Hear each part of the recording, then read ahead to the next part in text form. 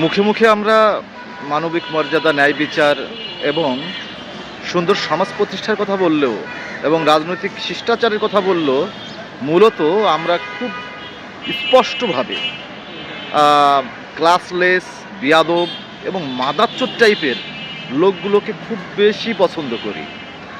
আপনারা এবার নির্বাচন কেন্দ্রিক খেয়াল করেছেন, যারা মানে প্রতিবাদের নামে বা প্রতিরোধের নামে বা রাজনৈতিকভাবে কাউকে ঘায়েল করার নামে আজে বাজে কথা বলছে, মানে অপমান করছে এবং রাজনৈতিক শিষ্টাচার বহির্ভূত কথা বলছে, তাদের পক্ষেও কিন্তু একগাদা মানুষকে আপনারা দেখেছেন।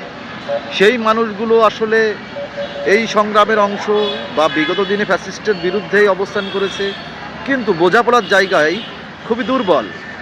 তো এই কারণেই আমি বলছি যে আসলেই এইখানে একটা বড় সমস্যা বিরাজ করে। সেটা হলো মানুষ আদতে সঠিকটা ধরতে চায় না এবং রাজনীতিতে কি হওয়া উচিত সেটার চেয়ে গতানুগতিক পন্থাকেই তারা বেছে নেয় এবং সেই অনুযায়ী কাজ করে। তো এইটাই হলো আসলে কথায় ইসামুসা কাজে ফুরাউন।